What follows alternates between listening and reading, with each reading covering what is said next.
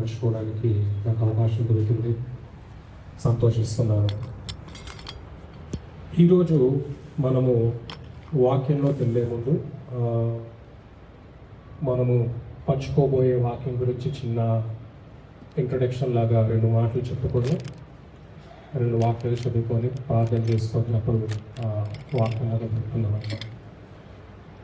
ఈరోజు ఒక అంశము అందరికీ చాలా ఫెమిలియర్, అంటే సుప్రసిద్ధమైనది.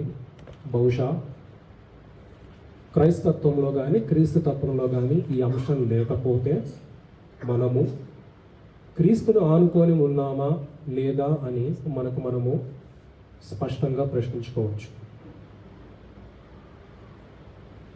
అంటే మనిషిగా పుట్టడానికి మనకి తల్లిదండ్రులు అవసరం ఉంటారు. అంటే మనల్ని ఈ లోకంలోనికి శరీరంగాను తీసుకొచ్చి ఈ లోకానికి పరిచయం చేయడానికి మనకి తల్లిదండ్రులు అవసరం. వారి పెంపకంలో మనం పెరగడం అనేది సర్వసాధారణంగా జరుగుతూ ఉంటుంది. మనము వీరికే పుట్టాలి అన్న అంశాన్ని మనం ఎప్పుడు జస్టిఫై చేసుకోలేము. అంటే మాకు ఈ తల్లిదండ్రులే కావాలి, మేము ఇలాగే ఉండాలని ఎప్పుడు అనుకో. దేవుని కార్యాలను బట్టి కానీ దీవెనకరంగా మనకి ఈ భూలోకంలోకి రావడం అనేది జరుగుతుంది. అయితే మనిషి చేతుల్లో ఉన్నది మనిషి మాత్రమే తనంతటిగా తాను నిర్ణయించుకోగలిగింది. వేరొక మనిషి యొక్క ప్రోత్సాహం వల్ల కానివ్వండి, లేకపోతే వేరొక మనిషి యొక్క ఇన్ఫ్లుయెన్స్ వల్ల కానివ్వండి, తన మీద లేకుండా తీసుకోగలిగిన నిర్ణయం ఏంటంటే మనిషి తను దేవుడితో నడవాలా వద్దా అన్నది ఒకే ఒకటి. నేను ఈ మాట ఎందుకు అంటున్నానంటే, మన తల్లిదండ్రులకు పుట్టినప్పుడు వారి అడుగుజాడల్లో మనం కొంతకాలం పెరుగుతాము. అంటే వారు ఏం చెప్తే అది నేర్చుకుంటాం. ఒక వయసు వచ్చిన తర్వాత మనకి వివేకము, విచక్షణ అనేది మనకి స్పష్టంగా వచ్చిన తర్వాత, ఒకవేళ మన దేవుడితో ఉన్నట్లయితే, ఒకవేళ మనం పుట్టిన కుటుంబము క్రైస్తత్వంలో ఉన్నట్టయితే మనకి తెలుసుకోవాల్సింది ఏంటంటే, పుట్టాను కాబట్టి నేను క్రైస్తవుడిని అంటే అది నామకార్థ క్రైస్తవంగానే ఉంటాను. ఈ మాట ఎందుకు అంటున్నానంటే, నామకార్థ క్రైస్తవుడు అంటే మనం క్రీస్తుని తెలుసుకున్నంత వరకు మనము నామకార్థ క్రైస్తవులమే.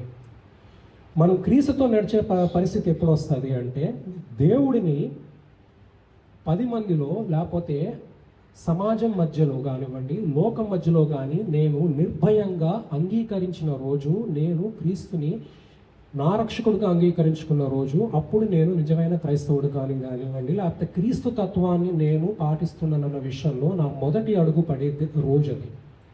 దానికి సాదృశ్యంగా మనం చెప్పుకోగలిగింది ఏంటంటే, బాప్తిజం అనే ఒక పరిశుద్ధ క్రియని మనిషి తనంతటకు తానే నిర్ణయించుకుంటాడు. కానీ వేరొకళ్ళకి ప్రోత్సాహం కానివ్వండి, వేరొకళ్ళు వారిపైన పెట్టే ఒక ఇబ్బందికరమైన ఫోర్స్ఫుల్ యాక్ట్ వల్ల కానీ ఎప్పటికీ జరగదు. ఒకవేళ అలా జరిగితే నమ్మకుండా బాప్తిజం తీసుకున్న వాళ్ళు బాప్తిజంకి అర్హులా అంటే నా దృష్టిలో వరకైతే అది కాదు అని అంటాను. ఎందుకంటే వాక్యం చెప్తుంది, నమ్మి బాప్తిజం పొందిన వారు రక్షింపబడును అన్నది. సో ఈరోజు ఒక వాక్యము లేకపోతే ఈరోజు ఒక అంశము మనము బాప్తిజము అనే ఒక అతి ముఖ్యమైన క్రియను కానీ అనుకుందాము, లేకపోతే అతి ముఖ్యమైన జీవితంలో మనము ఎంచుకోవాల్సిన ఒక సంఘటనగా మనం కానీ ఆలోచించుకుంటే దానిని మనం ఎట్లాగా పాటిస్తాము, బాప్తిజానికి మనకి ఉన్న సంబంధం ఏమిటి, ఒకవేళ బాప్తిజం అనేది లేకపోతే మన జీవితం ఎటువైపు వెళ్తాయి.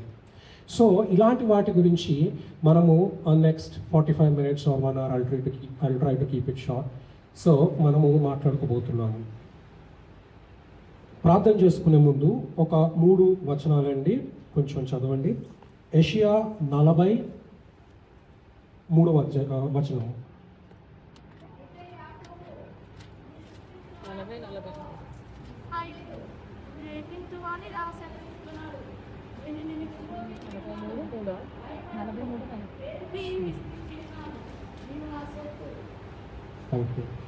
మార్క్ 16:16.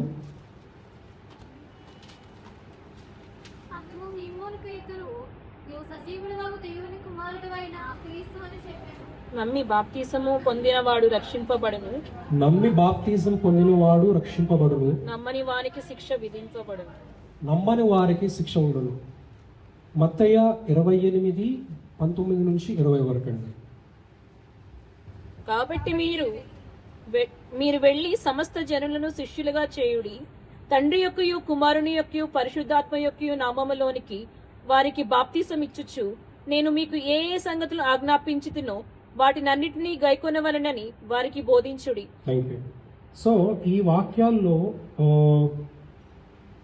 మనం తెలుసుకోవాల్సింది ఏంటంటే, బాప్తిజం అనేది మనం ఎలాంటి పరిస్థితుల్లో తీసుకుంటే అది మనకి బాప్తిజం కానివ్వండి, లేకపోతే ఆపాదిస్తాడన్నది. రెండవది, మనము వాక్యంలోకి వెళ్ళేటప్పుడు దాదాపుగా మనకి బైబిల్లో డైరెక్ట్గా కానివ్వండి, లేకపోతే మెటఫారికల్గా అంటే రూప అలంకారంగా చెప్పే బాప్తిజములు ఇంచుమించు 8 దాకుంటాయి, 7 నుంచి 8 దాకుంటాయి. అలాంటి బాప్తిజములు ఈ రోజు కాలంలో మనం దేనిని అంగీకరించాలి, ఇన్ని బాప్తిజం ఉండడానికి కారణం ఏమిటి, వాటి యొక్క స్పెసిఫికేషన్స్ ఏంటనేది చూద్దామని. ఓకే, సో వాక్యంలోకి వెళ్ళే ముందు ఒక చిన్న ప్రార్థన చేసుకుందామండి. పరలోకమందున మా తండ్రి, మీకు వేలాది స్తోత్రం ప్రభువా. ఈ గడిచిన కాలం అంతకు మా తోడుగా ఉండి మమ్మల్ని సజీవ లెక్కల్లో నుంచి నడిపించినందుకు మీకు వేలాది స్తోత్రం. మాకు ఎలాంటి అపాయం ఏమి జరగకుండా మా కుటుంబాన్ని, సంఘాన్ని కాపాడుతూ నడిపిస్తూ మీకు స్తోత్రం. ఈరోజు నాకు ఇచ్చిన సమయాన్ని బట్టి మీకు వందనాలైనా.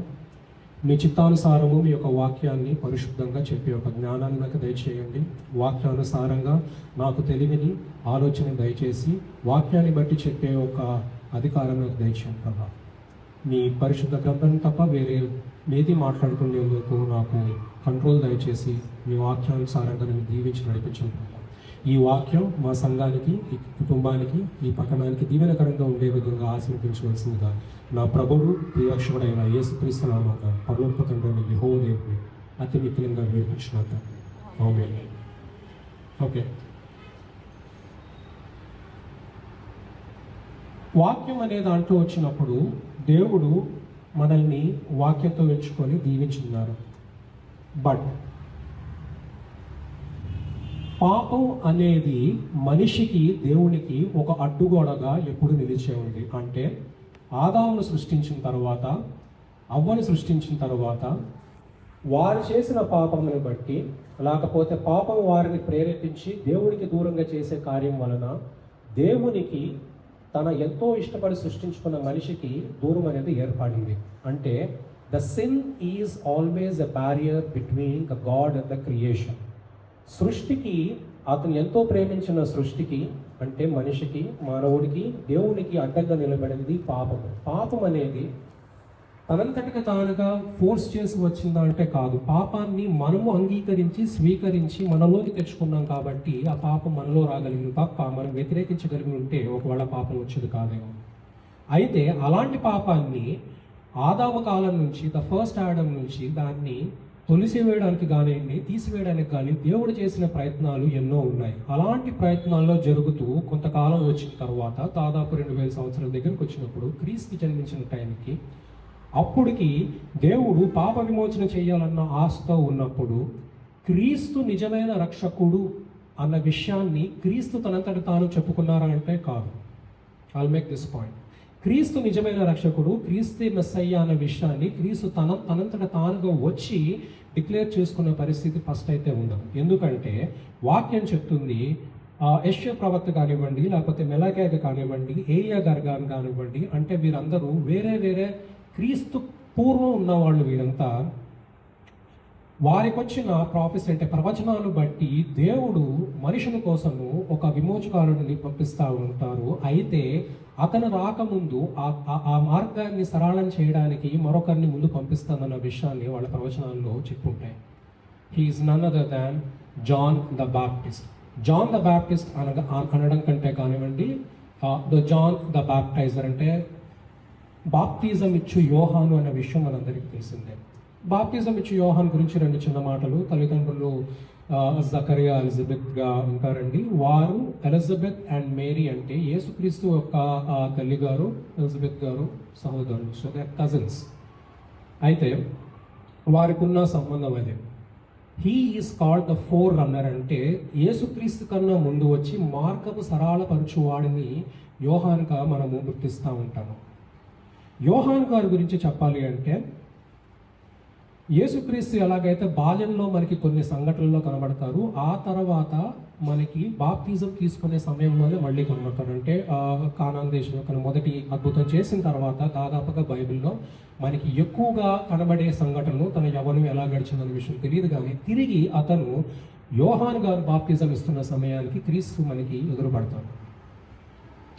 సో ఇదే ప్రకారంగా మనము బాప్తిజం ఇచ్చి యోహాన్ గారి గురించి కూడా చూస్తే, మనము యోహాన్ గారు గర్భంలో ఉన్నప్పుడు, మేరీ వచ్చినప్పుడు యోహాన్ గారు పరిశుద్ధాత్మతో నిండి ఉండి తను ఎంతో ఆనందించారన్న విషయంలో కొన్ని విషయాలు తప్ప వేరేది మనకి బాప్తిజం ఇచ్చి యోహాన్ గురించి ఎక్కడా మనకి కనబడదు.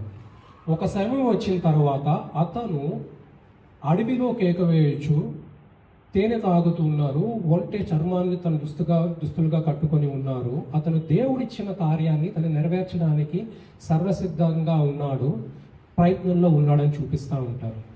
సో ఇక్కడ అన్నిటికన్నా ముఖ్యమైనది ఏంటంటే, జాన్ ద బ్యాప్టిస్ట్ అనే అతను క్రీస్తు కన్నా ముందు ఉన్నవారు, దాదాపు ఒక 6 నెలలు ముందు పుట్టుంటారు. Now I have a question. యోహాను బాప్టిజం ఇస్తున్నప్పుడు క్రీస్తు అప్పటికి బైబిల్లో మనకి ఎక్కడ పరిచయం చేసినట్టు లేదు, అంటే తనము 30 సంవత్సరాలు అటు ఇటుగా వచ్చు. అయితే యోహాను గారిని అప్పటికే బాప్టిజం ఇచ్చి యోహాన్ అని చెప్తున్నారు అంటే, హౌ ఇస్ ఇట్ పాసిబుల్? ఈ రోజు కాలంలో మన బాప్టిజం తీసుకుంటున్నప్పుడు కానీ తండ్రి కుమార పరిశుద్ధాత్మను బట్టి బాప్తిజం ఇచ్చుచున్నామని క్రీస్తు పొందిన బాప్తిజాన్ని, క్రీస్తు ద్వారా ఇచ్చే బాప్తిజాన్ని మనము స్వీకరిస్తా ఉన్నాము. బట్ యోహాను గారు బాప్తిజం మొదలుపెట్టినప్పుడు అతను కొత్త నిబంధనలో లేడు, అంటే పాత నిబంధన కాలంలో మోషే ధర్మశాస్త్రాన్ని పాటిస్తున్న సమయంలోనే యోహాను గారు బాప్తిజం ఇస్తున్నారు. సో కొంచెం జాగ్రత్తగా వినండి. బాప్తిజం అనేది కొత్త నిబంధనలో వచ్చిన ఆచారం కానివ్వండి, లేకపోతే క్రియ కాదు. పాత నిబంధన కాలం నుంచి మనకి యెహోవా దేవుడు యోహాను గారికి చెప్పడం వల్ల వచ్చిన ఒక క్రియ. సో దీనికి మనకి ఖచ్చితంగా ఎక్కడ వెతకాలంటే, యోహాన్ పత్రికలో 1:29 నుంచి 30 దాకా మళ్ళీ చూద్దామండి. కాగా మరి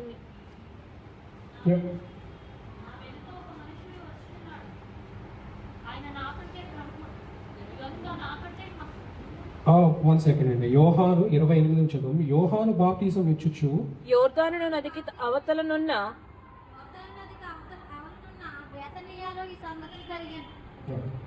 మరువాడు యెహోవా యోహాను యేసు యొద్దకు రాగా చూచి, ఇదిగో లోకపాపమును మోసుకొని పోవు దేవుని గొర్రెపిల్ల, నా వెనుక ఒక మనుషుడు వచ్చుచున్నాడు, ఆయన నాకంటే తక్కువ గనుక నాకంటే ముందుండి వాడు ఆయనని నేను ఎవరిని కూర్చి చెప్పినో ఆయనే ఈయన, నేను ఆయనని ఎరుగనెక్కిని గాని ఆయన ఇశ్రాయేలుకు ప్రత్యక్షమగుటకు నేను వీళ్ళలో బాప్తిసం ఇచ్చుచూ వచ్చినని చెప్పాను. మరియు యోహాను సాక్ష్యమిచ్చుచు, ఆత్మ పావురం వలె ఆకాశం నుండి దిగి వచ్చిన చుట్టి తిని ఆ ఆత్మ ఆయన మీద నిలిచెను. నేను ఆయనను ఎరుగనైతిని కానీ నీళ్ళలో బాప్తిసం ఇచ్చుటకు నన్ను పంపిన వాడు నీవెవరి మీద ఆత్మ దిగి వచ్చి నిలిచిన చుట్టుదివో ఆయనే పరిశుద్ధాత్మలో బాప్తిసం ఇచ్చువాడనని నాతో చెప్పాను. ఈ నేను ఎవరి కుమారుడని నేను తెలుసుకొని సాక్ష్యం ఇస్తున్నాను. Thank you. సో యోహాన్ గారు రాసిన దానిలో మనకి ఫస్ట్లో చూపించేది ఏంటంటే, క్రీస్తు అప్పటికి కూడా ఇజ్రాయెల్ దేశానికి కానివ్వండి, లేకపోతే ప్రపంచానికి రక్షకుడుగా పరిచయం చేయబడింది లేదు. So make this point.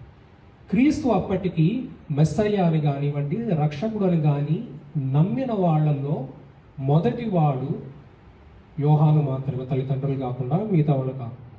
కారణం ఏంటంటే, ఒక రక్షకుడు మన కోసం వస్తుండన్న విషయం మనకి ప్రవచనాల్లో ఇష్యా గారు చెప్పినట్లు ఉంటుంది, మెలాకీలో చెప్పినట్టు ఉంటుంది, లేకపోతే ఏలియా గారు చెప్పినట్టు ఉంటుంది. కానీ ప్రజలకి, అంటే ఇశ్రాయేల్ దేశానికి అప్పటికి మెస్సయ్య వస్తారని నమ్మారే కానివ్వండి, యేసుక్రీస్తే నిజమైన మెస్సయ్యని తెలుసుకోవడానికి అవకాశమే లేకపోలేదు. సో ఈ పరిస్థితుల్ని మనము ఒకసారి క్షుణ్ణంగా పరిశీలిస్తే, బాప్తిజం అనేది అసలు ఎందుకు అవసరం? క్రీస్తు అప్పటికి క్రీస్తు అని జనానికి తెలిసింది, లేకపోతే క్రీస్తుని యేసుక్రీస్తు రక్షకుడిగా మనం గ్రహించింది కానివ్వండి, ఆపాదించుకున్నది క్రీస్తు మరణించి లేచిన తర్వాత, పునరుద్ధానుడు అయిన తర్వాత తప్ప అప్పుడు దాకా యేసుక్రీస్తు మహా గొప్ప మహిమలు ఉన్నవాడు కానివ్వండి, లేకపోతే పరిశుద్ధుడి కింద కానివ్వండి ప్రజలు గ్రహించేవారు చాలా తక్కువ శాతంలో. క్రీస్తుని రక్షకుడిగా గ్రహించిన సమయం ఎప్పుడు జరిగిందంటే తనని సిలువ వేసిన తర్వాత తను తిరిగి పునరుద్ధానం అయిన తర్వాత మాత్రమే క్రీస్తుని మనం క్రీస్తుగా ఆపాదించుకుంటున్నాం. అయితే ఇవన్నీ జరగక ముందే బాప్తిజం అనే ఒక కార్యము క్రియ పాత నిబంధన కాలం నుంచే జరుగుతూ ఉన్నది. సో క్వశ్చన్ ఈజ్ లైక్, మనకి పాత నిబంధన కాలపు బాప్తిజాన్ని మనం ఎందుకు ఇంకా ఆచరిస్తున్నాము అన్నది. పాత నిబంధన కాలంలో ఉన్న బాప్తిజము మనకి ఎలాగ ఆపాదించబడుతున్నది, దానికి ఈ రోజు ఉన్న సమయానికి క్రీస్తుకు ఉన్న సంబంధం ఏమిటి అన్నది. సో నీటి ద్వారా మాత్రమే బాప్తిజం ఎందుకు ఇవ్వాలి? నీరు కాకుండా మనకి గాలి ద్వారా కానివ్వండి లేకపోతే మాట ద్వారా కానివ్వండి మనకి బాప్తిజం ఇచ్చే అవకాశం లేదా? So why should be only have a baptism through water? మరియు బాప్టిజం అనేది సక్రమంగా ఎలాంటి బాప్టిజం అయితే దేవుని దృష్టిలో కానివ్వండి లేకపోతే క్రీస్తు పొందిన దాన్ని బట్టి అంగీకారం ఉంటే బాప్టిజం ఎలాంటిది అన్నది మనం ఆలోచించాలి. నేను ఈ మాట ఎందుకు అంటున్నానంటే, బాప్టిజం అనేది పలు రకాలుగా ఉంటే కొన్ని ప్రాంతాల్లో కొన్ని రకంగా, అంటే యూరోప్లో కావచ్చు, ఇండియాలో కావచ్చు, వేరే ప్రాంతాల్లో కొంతమంది నీటిలో ముంచిస్తారు, కొంతమంది నీరు పోసిస్తారు, కొంతమంది చేకరిపిస్తారు. So that difference will get to that. So బాప్తిజం ఇచ్చి యోహాన్ గారి గురించి మాట్లాడుకుంటున్నప్పుడు తనకి అయితే మనకి ప్రవక్తలు చెప్పింది, ఇషా గారు కానివ్వండి, మెలాకే కానివ్వండి, ఏలియా గారు కానివ్వండి, వీళ్ళందరూ ఒక 400 సంవత్సరాలు, అంటే 4వ శతాబ్దం, క్రీస్తు పూర్వం 4వ శతాబ్దం, క్రీస్తు పూర్వం 5వ శతాబ్దం, క్రీస్తు పూర్వం 9వ శతాబ్దం నాటికి జరిగిన ప్రవచనాలు ఈ సంవత్సరాలని దాటిన తర్వాత జరుగుతున్నాయి. ఎప్పుడు ఏలియా గారి కానీ తీసుకుంటే మనకి ఆయన 900 సంవత్సరాలు క్రీస్తు కన్నా ముందున్నారు. ఒకవేళ మెలాకీని తీసుకుంటే అతను దాదాపు 400-500 సంవత్సరాల ముందున్నారు. ఇషా గారిని తీసుకుంటే దాదాపు 8th సెంచరీయో లేకపోతే ఆ టైంలో ఉన్నారు. వారికి అప్పటికి దేవుడు మనిషి మీద విశ్వాసం కోల్పోయిందని నేను చెప్పలేను కానివ్వండి, తన కుమారుని నేను పంపించబోతున్నాను, లోకాన్ని కాపాడే ఒక బాధ్యత నా కుమారుకి ఇస్తున్న విషయాన్ని ఇంచుమించుగా 1000 సంవత్సరాల ముందు నుంచి జరుగుతున్న మాటగా మనం గ్రహించాలి. వాటికి రిఫరెన్స్గా మనకి ఇషాలో చూడొచ్చు. అయితే దానికన్నా ముందు యెహోవా దేవుడు మనకి బయలుపరిచింది ఏంటంటే, నా కుమారుని నేను పంపించే ముందు అతని గురించి స్పష్టంగా గ్రహించి అతని మార్గాన్ని సరళం చేసే వాడి గురించి కూడా అతను ప్రవచించారు. అంటే జాన్ ద బ్యాప్టిస్ట్ అనే అతను క్రీస్తు సమయంలో పుట్టడం అనేది యాదృచ్ఛికం కాదు. This was a well prophesied scenario what God Yehovah has done. John the Baptist అతను క్రీస్తు యొక్క సమకాలంలో పుట్టడం అనేది యాదృచ్ఛికం కానే కాదు. కారణం ఏంటంటే అతని గురించి కూడా క్రీస్తు గురించి ఎలాగైతే ప్రవచనాలు చెప్పబడి ఉన్నాయో, బాప్తిజం ఇచ్చి యోహాన్ గారి గురించి కూడా మనకి బైబిల్లో ఉంటుంది. ఇషా 43లో అరణ్యంలో కేక వేయువాడు అని ఉంటుంది. అంటే John the Baptist is called the voice of the baptism, the voice of the Christ. అరణ్యమున యెహోవా మార్గము సిద్ధపరచుడి. నేను అరణ్యములో త్రోవ కలుగజేయుచున్నాను, ఎడారిలో నదులు పారజేయుచున్నాను. అరణ్యమున యెహోవాకు మార్గము సిద్ధపరచుడి, ఎడారిలో మా దేవుని మార్గము సరళపరచుడి. సో ఈ మాట జాన్ ద బ్యాప్టిస్ట్ గురించి మనకి బైబిల్లో చెప్పబడుతున్నది. ఇది ఎప్పుడు విషయాలంటే 8వ సంవత్సరం, 8th century kind before Christ. కాబట్టి మనం గ్రహించాల్సింది ఏంటంటే, క్రీస్తు కన్నా ముందు రాబో వాడి యొక్క బాధ్యతని అప్పటికి యెహోవా దేవుడు ప్రవచనాల ద్వారా మనుషులకి దయచేసింది. దాని మెటాఫోర్స్ అంటే ఒక అలంకార పరంగా ఉండే మాటల్ని ఇండైరెక్ట్గా చెప్తారు, but it directly means that. ఈ విషయంలో అరణ్యమున యెహోవాకు మార్గము సిద్ధపరచుడి, తండ్రి కుమార పరిశుద్ధాత్మ అనే విషయంలో ఇక్కడ యెహోవా దేవుడిని కుమారునితో కానీ మనం రీప్లేస్ చేసుకోగలిగితే, అరణ్యమున కుమారుడు మార్గమును సిద్ధపరచుడి, ఎడారిలో మా దేవుని రాజ్య మార్గమును సరళ చేయుడి. కాబట్టి బాప్తిజం ఇచ్చి యోహానికి ఇచ్చిన బాధ్యత ఏంటంటే, నువ్వు యేసుక్రీస్తు కన్నా ముందు వెళ్ళి, నా కుమారుడు కన్నా ముందు వెళ్ళి, ఆయన రాక గురించి, ఆయన చేయబో కార్యాల గురించి ప్రపంచానికి కానివ్వండి, ఇజ్రాయెల్ దేశస్థులకి మరి ముఖ్యంగా వారికి చెప్పి, వారికి జ్ఞానం దయచేయమనే విషయాన్ని గురించి యెహోవా దేవుడు మనకి వాక్యంలో ముందుగా ప్రవచనం ద్వారా చెప్తా ఉన్నాడు.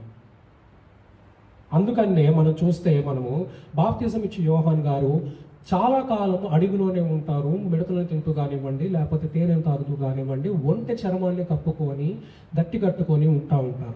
So he was mostly set as a resemblance of ఏలియా ప్రవక్త పోలి ఉంటారన్న విషయాన్ని ఉంటుంది. అది ఆత్మపూర్వకంగానే కానివ్వండి, కానీ ఇట్స్ నాట్ 100% ఏలియా థింగ్. బట్ ఇషా ప్రవక్త గారు చెప్పిన దాని ప్రకారం ఏంటంటే, ఇతను బాప్తిజం ఇచ్చి యోహాన్ అనే అతను మనకి ముందుగా చెప్పారంటే ఎస్, అతని రాక గురించి చెప్పారు, అతను చేయబోయే కార్యం గురించి చెప్పారు.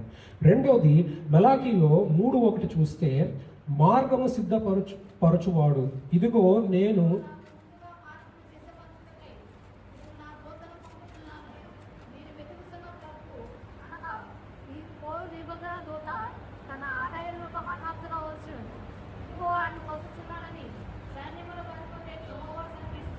థ్యాంక్ యూ అండి. సో మెలాకీలో ఇది 5వ శతాబ్దం, అంటే క్రీస్తు పూర్వం 5వ శతాబ్దం అప్పుడు అతను ప్రవచించిన ఒక ప్రాఫెసీ ఏంటంటే, మార్గము సిద్ధపరచుము, ఇదిగో నేను నా దూతను అతడు నా ముందర మార్గమును సిద్ధపరచుము అని. హీ సేయింగ్ లైక్, యేసుక్రీస్తు వచ్చే ముందు నేను నా దూతను పంపిస్తున్నాను. సో అతను యేసుక్రీస్తు ఒక మార్గాన్ని సరళపరచడానికి మాత్రమే నేను అతనికి ఇచ్చిన బాధ్యతగా మీరు భావించండి. ఆయన కనబడతాడు, ఆయన వస్తాడు అని మనకి ప్రాఫెసీలో మెలాకీలో కూడా చెప్పబడుతున్నాడు. నేను ఈ జాన్ ద బాప్టిస్ట్ గురించి ఎందుకు ఇంత లోతుగా చెప్తున్నాను అంటే, బాప్తిజం అనేది యోహాను ద్వారా, బాప్తిజం ఇచ్చి యోహాన్ గారి ద్వారా మనకి రావడం జరిగిందన్నది నిజమే. అయితే ఆ బాప్తిజం ఇచ్చిన తర్వాత యేసుక్రీస్తు తీసుకున్న తర్వాత జరిగిన మార్పులు ఏంటి, తర్వాత మనకి మనుషులుగా మన దాకా వచ్చేసరికి బాప్తిజం అనేది ఎలాంటి కార్యధారణ దాల్చి మన దాకా వచ్చిందనేది చెప్పాలంటే మనం గతం తెలుసుకోవాల్సిన విషయం చాలా ముఖ్యం. మరొకటి ఏంటంటే, బాప్తిజం అనేది కేవలము మనిషిగా తను సృష్టించుకొని తను ప్రచారం చేసుకుంటూ తనకి నచ్చినట్లు చేసిన కార్యం కాదు అని చెప్పడానికి బైబిల్లో కావాల్సిన ఆధారాలు ఉన్నాయి. అలాంటి ఆధారాలని నిర్ధారించే వాక్యాలు ఇవి. రీజన్ ఏంటంటే, మనం ఆచరిస్తున్న కార్యాలు కానివ్వండి బైబిల్లో లేకపోతే అది మనుషులు సృష్టించినది మంచివే కావచ్చు, కానీ బైబిల్లో అతి ముఖ్యమైన స్థితిలో ఉన్నది క్రీస్తు యొక్క జననం కానివ్వండి, క్రీస్తు యొక్క వాక్య ప్రచారం కానివ్వండి, వాటికి సంబంధించిన విషయాల గురించి మనకి బైబిల్లో రాస్తుందా లేదా అన్నది గ్రహించినది ఎంతో ముఖ్యం. అలాంటి పరిస్థితుల్లో క్రీస్తు విషయంలో బాప్తిజం అనేది ఎంతో ముఖ్యమైన ఘట్టం. ఎందుకంటే that was the first time when the world has seen the Trinity together in the human form through water and down.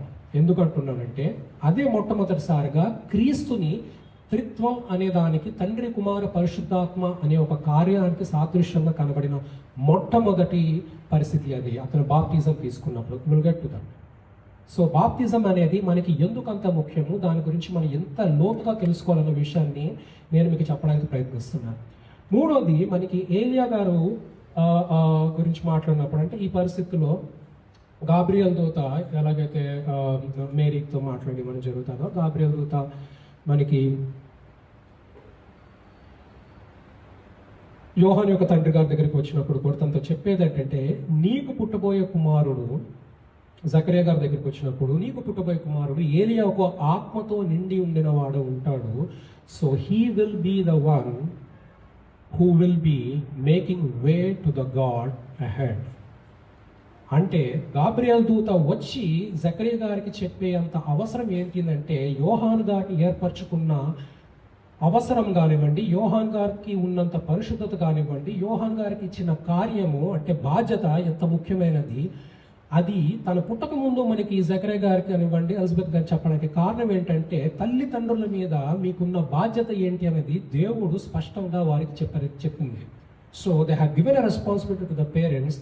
తల్లిదండ్రులకి వాళ్ళ మీద పెట్టిన బాధ్యత ఏంటంటే, నా కుమారునికి మార్గం సరాలు చేయువాడు నీ కుమారుడు కాబట్టి ఆయన పెంపకంలో కానివ్వండి, అతని ఆత్మీయ జీవితంలో కానివ్వండి ఎలాంటి తడబాటు ఉండకుండా అతను ఆత్మీయంగా బలపడాలనే ఉద్దేశంతో యెహోవా దేవుడు స్వయంగా గాబ్రియల్ దూతను పంపించి మనిషి అయిన యోహాను యొక్క తండ్రికి చెప్పడం, జకర్యా గారికి చెప్పడం అనేది మనం ఇక్కడ చూస్తాము. దాంట్లో మనకి మలాకీలో 4:5-6 యెహోవా ఐసరమైన మహాదేవికి తాపంతిపో నేను సవతయకు ఏరియాకి పక్కలు నేను వచ్చి దేశమును శతింపకుండినట్టు అతడు తండ్రుల హృదయం కలిగి ఇళ్ళ కట్టును పిల్లల హృదయం కలిగి తండ్రుల కట్టును తిప్పును. Thank you. సో ఇక్కడ నేను ఏలియాను పంపుదును అన్న విషయం ఇట్స్ మెటఫారికల్ థింగ్. అంటే ఏలియా గారు స్వయాన ఏలియా గారు రావడం కాదు కానివ్వండి, ఏదైతే దేవదూత గాబ్రియల్ దేవదూత జకర్యా గారికి చెప్పిందో, నీ బిడ్డ ఏలియా ఒక పరిశుద్ధ ఆత్మతోటి నింపబడి ఉంటారు, తన దేవుడు వచ్చి మార్గంను సరళం చేయడానికి తనకి ఇచ్చిన బాధ్యతని సక్రమంగా తీర్చాలి కాబట్టి తను సక్రమంగా పెంచాలని ఒక మాటని తనకి చెప్పి వెళ్ళడంలో ఇక్కడ మెటఫారికల్గా చెప్పేది ఏంటంటే, John the Baptist was filled with the spirit of Elijah. పరిశుద్ధాత్మతోటి ఏలియా ఒక పరిశుద్ధ ఆత్మతోనే అతను నింపబడి ఉన్నాడు. So this is a very important thing. ఎందుకు అంటే క్రీస్తు అనే ఒక అద్భుతమైన పరిచయం మనకి, లేకపోతే మనకి దేవుడిగా భావిస్తూ ఉంటాము. తండ్రి కుమార పరిశుద్ధాత్మ ఒకరైనప్పుడు కుమారుడిగా మనం భావిస్తూ ఉంటాము. అలాంటి ఒక గొప్ప అంశాన్ని బాప్తిజం ఇవ్వాలన్నా కానివ్వండి, లేకపోతే అతను వస్తున్న మార్గాన్ని 10 మందికి చెప్పాలన్నా కానివ్వండి, ఆ రాజు యొక్క మాటని ముందుకు తీసుకెళ్ళాలి. బంట్రోతు కావచ్చు, లేకపోతే సైనికుడు కావచ్చు, అతని కార్యమును బట్టి ఎంతో నిక్కచ్చిగా స్పష్టంగా ఉండి ధైర్యంగా ఉండాల్సిన అవసరం ఉంది. అలాంటి వాడే యోహాను. ద క్యారెక్టరిస్టిక్స్ ఆఫ్ యోహాన్ అంటే, జాన్ గురించి చెప్పాలంటే భయం అనేది తెలియనివాడు. ఎందుకంటే దేవుడితో నడుస్తూ ఉన్నాడు, దేవుడిలో ఉన్నవాడు, దేవుడు ఆత్మని పొందినవాడు. అతను నిష్పక్షపాతంగా ఉన్నవాడు, లేకపోతే తనది కానిది తను ఎన్నడూ కోరుకునేవాడు. ఎందుకు ఈ మాట అంటున్నానంటే, యోహాను గారు బాప్టిజం ఇవ్వడం మొదలుపెట్టినప్పుడు ఇజ్రాయెల్ దేశంలో ఉన్న యాజకులు కానివ్వండి, వాళ్ళ యొక్క పరిచారకులు కానీ అతని దగ్గరికి వచ్చి నువ్వేనా మెస్సయ్య, నువ్వేనా ఏలియా, మరి నువ్వు వీరెవరు కానప్పుడు నువ్వు ఎవరు, దేవుడు నిన్ను ఎంచుకున్నాడా, మమ్మల్ని రక్షకుడు నువ్వేనా అని అడిగినప్పుడు ఏలియా గారు అనేది జాన్ గారు చెప్పేది ఏంటంటే, యోహాన్ గారు చెప్పేది ఏంటంటే, నేను అతని మార్గము సరళం చేయడానికి వచ్చాను, నా తర్వాత వచ్చేవాడు చాలా బలవంతుడు. So he has never taken the credit of being God. ఆ క్యారెక్టరిస్టిక్స్ ఎందుకు ఇంపార్టెంట్? ఒక మనిషికి తనకిచ్చిన బాధ్యత అది దేవుడి ద్వారా కానివ్వండి, లేకపోతే మనిషి ద్వారా ఇచ్చిన బాధ్యత ఇచ్చినప్పుడు వారి యొక్క గొప్పతనాన్ని మన గొప్పతనంగా భావించి మనం 10 మందిలో చరామణి అవ్వడానికి 1/2 నిమిషం పట్టదు. మనిషి స్వభావంలో పుట్టిన యోహాను, క్రీస్తు అంటే పోనీ దేవుని యొక్క ఆశీస్సులతో మనకి భూలోకానికి వచ్చింది, కానీ మనిషి స్వభావంతో పుట్టినవాడు యోహాను, ఆదామ సంతతి అయిన యోహాను దేవుని కొరకు నిలబడ్డాడే తప్ప తనే దేవుడు అని చెప్పుకునే ప్రయత్నము ఎట్టి పరిస్థితుల్లో కానివ్వండి వాక్యం మొత్తం మీద ఎక్కడా కనబడదు. So the greatest characteristics of John or for any person is to be like to do what God has asked us to do. మనం చేయాల్సిన పని ఏంటంటే దేవుడి యొక్క నామాన్ని మహిమ తెచ్చే విధంగా ఉండాలి తప్ప దేవుడు ఒక మా నామాన్ని అవమానించే రకంగా ఉండకూడదు. And that's a simple and a great example that we see in John. So యోహాన్ గారు బాప్తిజం కూడా మొదలుపెట్టినప్పుడు, was Jesus Christ the first person to get baptized through John? అంటే బాప్తిజం ఇచ్చి యోహాను ద్వారా క్రీస్తే మొట్టమొదటి వ్యక్తి బాప్తిజం పొందడానికంటే కాదు. క్రీస్తుకు బాప్తిజం ఇవ్వకన్నా ముందు చాలా మంది అప్పటికే బాప్తిజం పొందుతూ ఉన్నారు. బాప్తిజం ఇవ్వడానికి యోహాను గారు చెప్పిన మాట ఏంటి అంటే, repent, the kingdom of God is near. పశ్చాత్తాపపడండి, పరలోక రాజ్యము దగ్గరలో ఉన్నదన్న మాటని పదే చెప్తూ ప్రజలకి బాప్తిజం ఇవ్వడం అనేది తను మొదలుపెట్టాడు.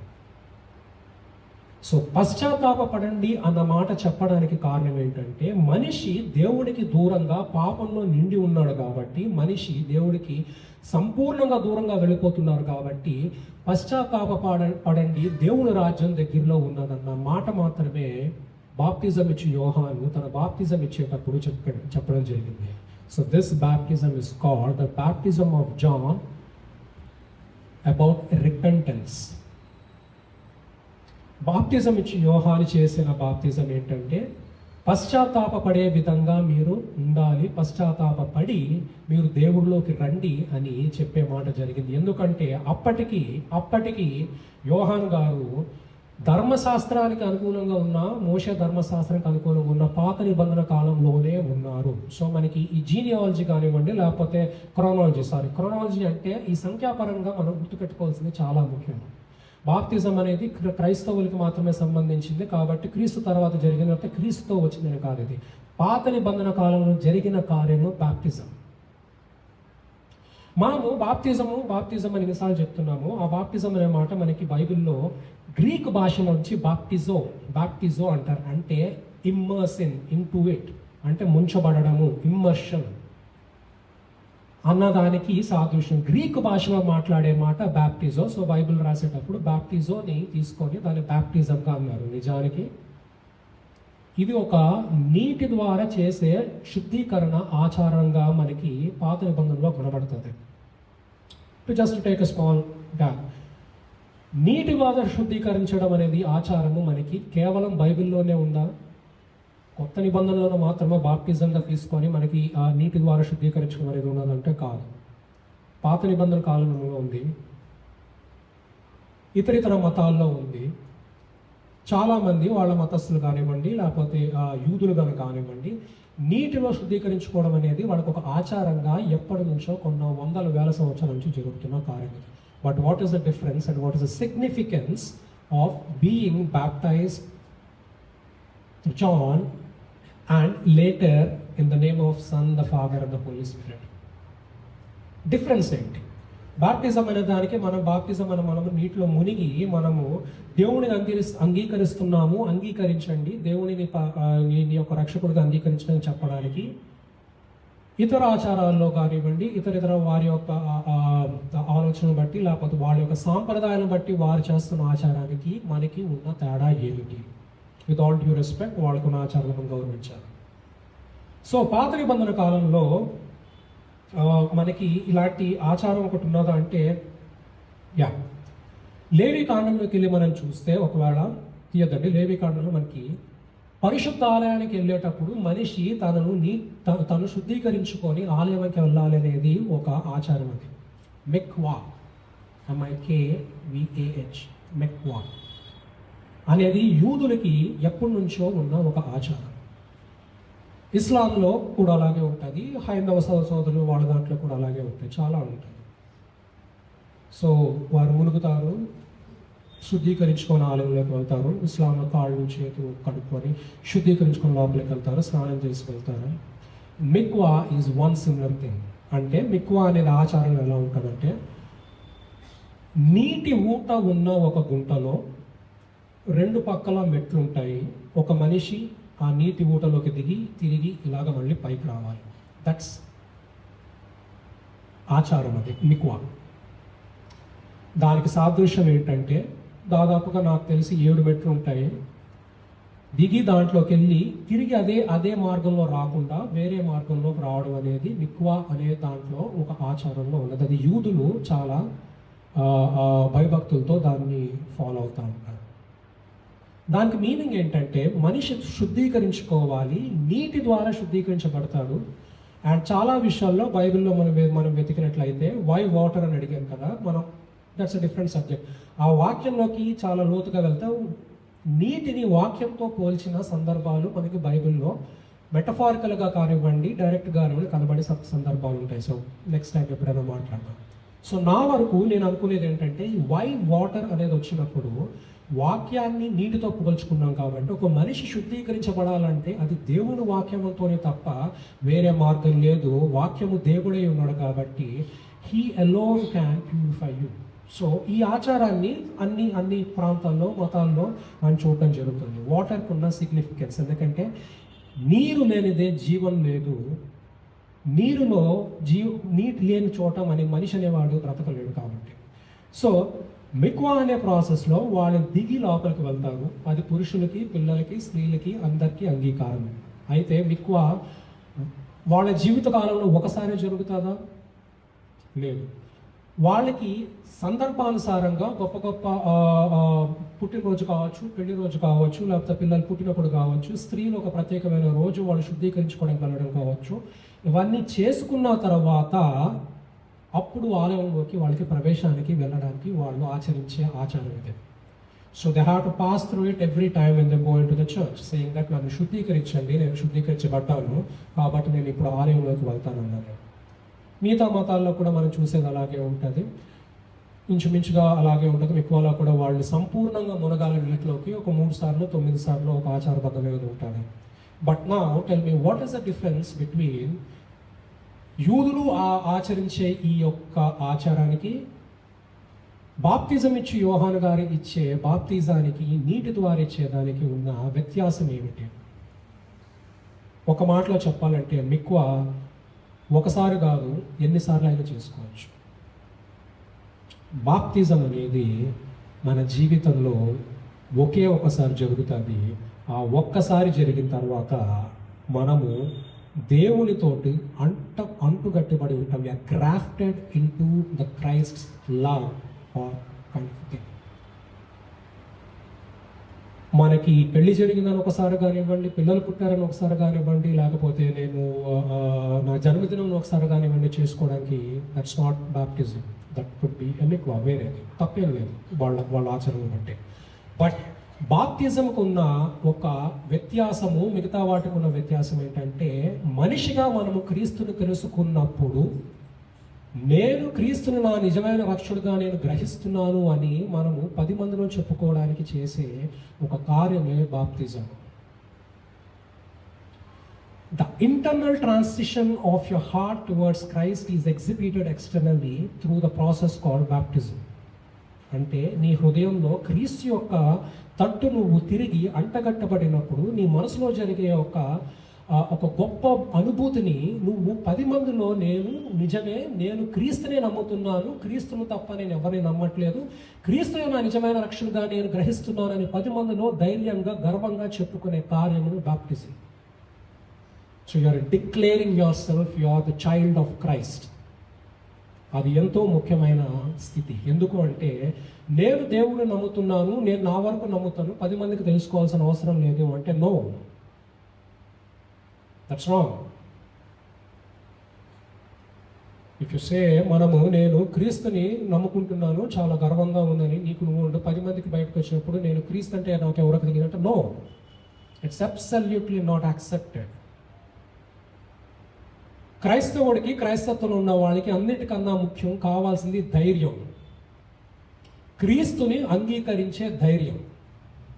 అది ఎలాంటి పరిస్థితి అయినా కానివ్వండి, అది ఎలాంటి స్థితి అయినా కానివ్వండి, నేను క్రీస్తును నమ్ముతున్నానని నిర్భయంగా చెప్పుకునే ధైర్యం. ఆ ధైర్యాన్ని నింపగలిగింది ఓన్లీ బాప్టిజం. ఆచారబద్ధంగా తీసుకుంటే నో. అందుకే అక్కడ మనకి చెప్పేది ఏంటంటే, నమ్మి బాప్తిజం పొందువారు రక్షింపబడును. బాప్తిజం పొందువారు రక్షింపబడిన మాటకి, నమ్మి బాప్తిజం పొందువారు రక్షింపబడిన దానికి, శూన్యానికి సర్వానికి ఉన్నంత తేడా ఉంటుంది. బాప్తిజం పొందువారు రక్షింపబడు, నాకు అది ఐసే శూన్యం కావచ్చు. బాప్తిజం తీసుకుంటున్నాను, నామకార్థంగా తీసుకుంటున్నాను, అవసరాలను బట్టి తీసుకుంటున్నాను.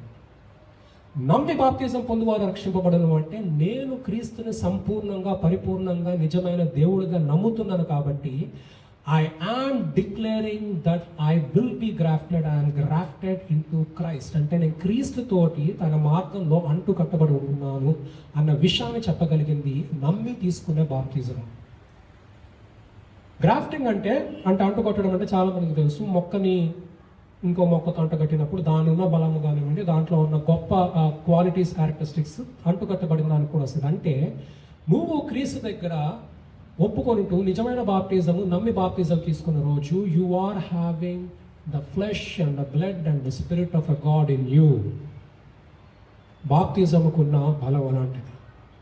బాప్తిజము సాదా సీదా అయిన ప్రక్రియ కాదండి. నా దృష్టిలో బాప్తిజం అనేది వివాహం కంటే కూడా గొప్పదైన విషయం. అది ఇంకా చెప్పాలంటే baptism is more like a wedding between you and God. క్రీస్తుకి లేకపోతే పరలోకపు తండ్రికి నీకు బాప్తిజం అనేది ఒక గొప్ప సంబంధాన్ని ఏర్పరిచే ఒక అంశంగా లేకపోతే క్రియగా. ఎందుకంటేనంటే మనిషికి దేవుడు మనిషిని వివాహం ఆడే ఒక డిక్లరేషన్ ఎలాగైతే ఉంటుందో, మనిషి వివాహం ఆడితే నేను మేమిద్దరం ఒకటి అని ఎలాంటి డిక్లరేషన్ ఉంటుందో, బాప్తిజం తీసుకున్న రోజు, నమ్మి బాప్తిజం తీసుకున్న రోజు మన పరిస్థితి కూడా దేవుడిలో ఏకత్వమై ఉంటుంది. అలా జరిగిన రోజు యెహోవా దేవుడు చెప్పేది ఏంటంటే, now you are given the new cloth of Christ.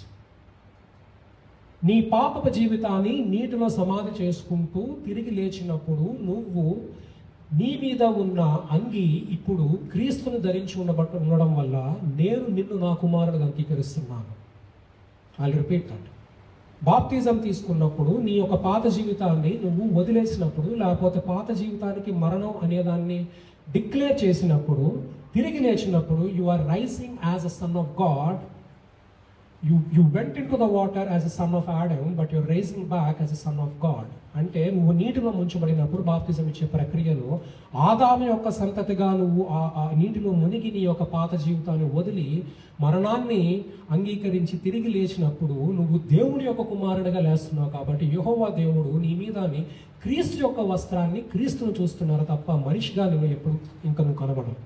అందుకే దేవుడు అతని మహిమని బట్టి, అతని కృపను బట్టి నువ్వు రక్షింపబడ్డావు అని చెప్పడానికి ఎలాంటి ఆలోచన చేయడు. You're saved not by your deeds but by his grace. ఆ గ్రేస్ అనేది ఇలాంటి పరిస్థితుల్లో బాప్టిజం నడిపిస్తుంది. Declaring yourself that you live with Christ.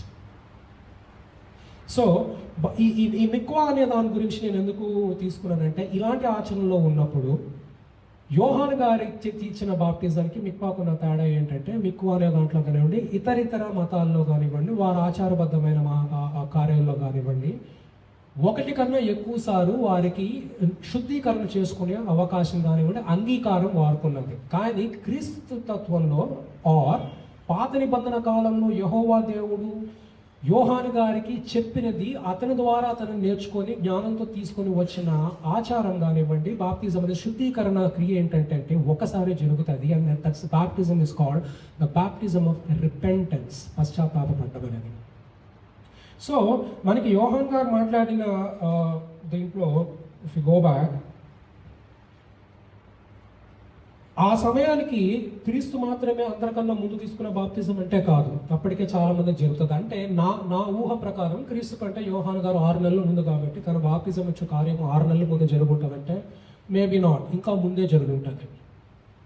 ఎందుకంటే రాజైన యేసుక్రీస్తు వచ్చే ముందు ఒక సైనికుడుగా, ఒక నమ్మిన బంటుగా, లేకపోతే దేవుడు ఇచ్చిన అధికారాన్ని నేను నెరవేర్చాలన్న ఆశతోటి ఉన్న యోహాను గారు అప్పటికే ప్రజలకి మెస్సయ్య రాబోతున్నారు, బాప్తిజం తీసుకోండి, పశ్చాత్తాపపడనని ఎంతో మంది తన శిష్యులుగా చేసుకున్న పరిస్థితి కూడా ఉంటుంది. మీరు వీలైతే ఇంటికి వెళ్ళాక యోహాను మొదటిది పూర్తిగా చదవండి. దాంట్లో మీకు బాప్తిజం జరిగే పరిస్థితి దగ్గర నుంచి అతని దగ్గర ఉన్న శిష్యులు ఎవరు, తర్వాత క్రీస్తు దగ్గరికి ఎవరెవరు వెళ్ళారనే విషయం కూడా తెలుస్తుంది. సో మనం యోహాను గురించి మాట్లాడుకున్నప్పుడు, బాప్తిజం ఇచ్చిన యోహాను గురించి మాట్లాడుకున్న ప్రతిసారి మనం గుర్తుపెట్టుకోవాల్సిన మార్గం సరళపరచువాడు ఇతను రాబోతున్నాడు, అతని కోసం సంసిద్ధపరిచి లేకపోతే రాబోతున్న మెస్సయ్య గురించి 10 మందికి తెలియజేయాల్సిన బాధ్యత తనకి ఇచ్చారన్న విషయాన్ని గుర్తు చేసే విధంగా తనకు క్రీస్తు కోసము అతను ఏర్పాటు చేసిన సంఘటనలు కానీ స్థితులు కానీ అనేది మనకి యోహాను సువార్త మొదటి దాంట్లో కనబడుతుంది. సో ఈ క్వశ్చన్ నేను ఒకసారి ఒకరిని అడుగుతున్నప్పుడు అడిగాను, ఓకే బాప్తిజం ఇలాగే ఇవ్వాలి అని మనకి బైబిల్లో ఎక్కడైనా చెప్పబడుందా?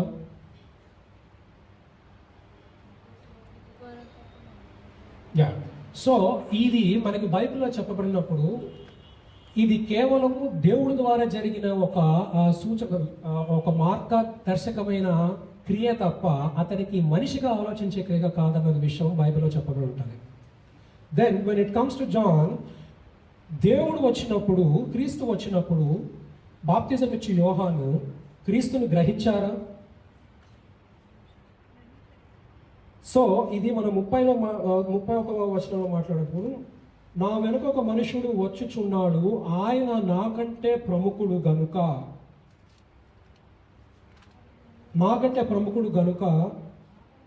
నాకంటే ముందు వాడే నేను, ఆయనే ఈయన. అంటే యేసుక్రీస్తుని గ్రహించినప్పుడు he refers him as an innocent sheep, అంటే దేవుని గొర్రెపిల్లగా అతను రిఫర్ చేయడం జరుగుతుంది. ఆ తర్వాత 30 వచ్చినప్పుడు, నేను ఆయనని ఎరుగునైతిని, కానీ ఆయన ఇశ్రాయేలుకు ప్రత్యక్షము అగుట నేను నీళ్లతో బాప్తిసం ఇచ్చుచు వచ్చి తినని చెప్పాను.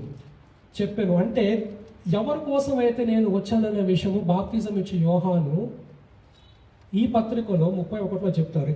ఇన్ క్లియర్ ఇంగ్లీష్లో చెప్తారు, అంటే I myself did not know him, నా అంతటగా నాకు తెలియదు, అది దేవుడి ద్వారా బయలుపరిచింది. But for the purpose I came baptizing with water that he might be revealed to Israel.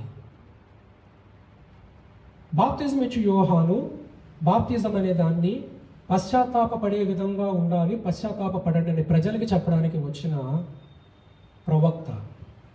తెసేలై పాత నిబంధనానికి కొత్త నిబంధనానికి అతను ఒక వంతెన, అంటే బ్రిడ్జ్. ఎందుకు ఆ మాట అంటే పాత నిబంధనలో దేవుడికి లేకపోతే ప్రవక్తల ద్వారా మనకు వచ్చిన ప్రాఫెసీస్, అంటే ప్రవచనాలని, కొత్త నిబంధనలో క్రీస్తు యొక్క రాకడని కానివ్వండి, క్రీస్తు యొక్క మహిమను కానీ స్పష్టంగా చెప్పగలిగిన వారు ఎవరు అంటే యోహానే. So he is considered to be a bridge between the old and the new testament. పాత నిబంధనకి కొత్త నిబంధనకి తెలిసినంత వరకు ఆయన ఒక ప్రవక్తగా ఉండి ఆయన చేసిన కార్యము 2 సమయాలని సమకాలికంలో చూస్తూ తను ముందుకు వెళ్ళిన పరిస్థితి బహుశా జాన్ ద బ్యాప్టిస్ట్కి ఆ సమయంలో కలిగి ఉంటుంది. కాబట్టి అతను చెప్పేది ఏంటంటే, I myself did not know him, నా అంతటగా నాకైతే తెలియదు, కానీ but for the purpose I came baptizing with water that he might be revealed to Israel. తను వచ్చిన కార్యాన్ని దేవుడి ద్వారా తెలుసుకున్నాడని చెప్తున్న విషయం ఇది. తను బాప్తిజం ఇస్తూ ఉన్నది ఎందుకు అంటే, ఇజ్రాయెల్ దేశానికి ఇతనే నిజమైన రక్షకుడు అన్న విషయాన్ని చెప్పడానికి నేను ఎంచుకున్న మార్గము బాప్తిజము. ఆ బాప్తిజం అనేది దేవుడు నాకు ఇచ్చి చూపించిన మార్గము అన్నది. So John the Baptist is not just a baptism through repentance, but బైబిల్లో మొట్టమొదటిసారిగా క్రీస్తుని ప్రపంచానికి రక్షకుడిగా పరిచయం చేసిన వాడు John the Baptist. He is the introducer of the Christ to the world as a saviour. అందుకే ఇక్కడ ఏమంటారంటే, నేను ఆయన ఎరుగునైతును కానీ ఆయన ఇజ్రాయేలుకు ఒకటకు నేను నీళ్ళతో బాప్తిసం ఇచ్చుచు వచ్చి తినని చెప్పుచున్నాను. He is trying to introduce. మరియు యోహాను సాక్ష్యం ఇచ్చుచును, ఆత్మ పావురం వలె ఆకాశం నుండి దిగి వచ్చుట చూచి తిని ఆ ఆత్మ ఆయన మీద నిలిచెను. నేను ఆయన ఎరుగనైతిని గాని నీళ్లలో బాప్తిస్మం ఇచ్చుటకు నన్ను పంపినవాడు నీవెవని మీద ఆత్మ దిగివచ్చుట చూచితవో ఆయనే పరిశుద్ధాత్మలో బాప్తిస్మం ఇచ్చువాడని నాతో చెప్పాను. Thank you. So this is the most beautiful word revealing what Christ is.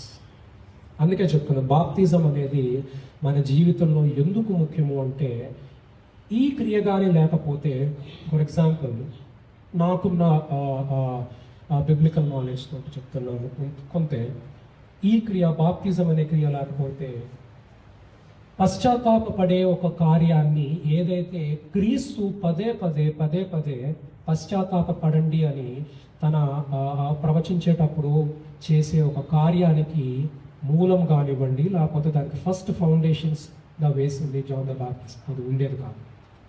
He has prepared people by then. అప్పటికే ప్రజలని, ఇజ్రాయెల్ దేశంలో వారిని క్రీస్తు తట్టు తిరిగి చూడండి, నేను కాదు రక్షకుణ్ణి, నా తర్వాత వచ్చే వరకు ఉన్నారు, దానికోసం మీరు సంసిద్ధంగా ఉండండి, పరలోక రాజ్యం దగ్గరలో ఉంది. సో అలాంటి వాక్యాన్ని చెప్తున్న దానికి ఇతను తీసుకున్న అతి గొప్ప కష్టమైన బాధ్యత. ఫర్ ఎగ్జాంపుల్, ఒక విషయాన్ని మనకు తెలిసింది, మనము ఫర్ ఎగ్జాంపుల్ క్రికెట్ అంటే చాలామందికి ఇష్టం, రైట్? సో అది బాగా గెలిచినప్పుడు చాలా బాగా ఆడారు, చాలా చేసేసారని మనం అనుకుంటాం, కానీ ఆ బాధ ఆడడానికి వారు పడ్డ కష్టాన్ని కానివ్వండి, వారి మీద ఒక set of team members invest చేసి మీరు ఇలాగ ఆడాలి, మీ బాధ్యత ఇదని చెప్పే ఒక టీంని మనం ఎప్పుడు గుర్తుపెట్టుకోవాలి. వారు లేని రోజు ఈ గొప్ప టీం ఎప్పుడు ఉండదు. సిమిలర్లీ క్రీస్తు అనే విషయంలో బాప్తిజం నుంచి యోహాను కానీ లేకపోతే, బాప్తిజం అనే ప్రక్రియ లేకపోతే, there is no introduction of Christ to the world. ఇతనే నిజమైన మెస్సయ్య అన్నది. There is no introduction of the thing called repent because the kingdom of God is near. అది వేరే రకం జరుగుండొచ్చు, కానీ ఈ ప్రక్రియ లేకపోతే మనము ఈ ప్రక్రియ లేకపోతే క్రీస్తు నిజమైన దేవుడు, బాప్తిజం అనేది ఒక నిజమైన రక్షణ మార్గానికి మొదటి మెట్టు అనే విషయం మనకి అందజెప్పేవాళ్ళు కాదేమో. So I repeat this saying like I myself did not know him, but for this purpose I came baptizing with water that he might be revealed to Israel, revealing. And John bore the witness. సాక్ష్యంగా నిలబడుతున్నాడు. I saw the Spirit descended from heaven like a dove and it remained on him. తండ్రి, కుమార, పరిశుద్ధాత్మ అనే ఒక సాదృశ్యాన్ని మానవ లోకానికి, మనిషికి, తన చుట్టూ ఉండేవారికి స్పష్టపరిచిన సంఘటన ఏ రోజైతే క్రీస్తు బాప్తిజం తీసుకున్నారో ఆ రోజు జరిగింది. అప్పుడు దాకా తండ్రి, కుమార, పరిశుద్ధాత్మతో మాట్లాడుకున్నాం, కానీ తండ్రి, కుమార, పరిశుద్ధాత్మ ఒక స్పష్టమైన దృశ్యాన్ని మనిషికి దేవుడు చూపించిన స్థితి ఆర్ పరిస్థితి అదే. And John bore the witness, I saw the spirit descending from heaven like a dove and it remained on him. అంటే శరీర రూపంలో పరిశుద్ధాత్మ దేవుడు వచ్చిన మొట్టమొదటి సంఘటన ఇదే.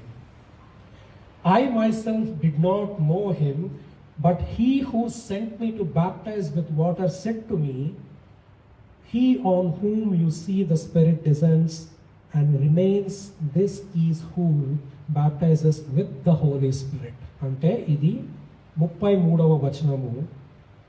మీకు వీలైతే నాతో పాటు ఒకసారి చదవండి.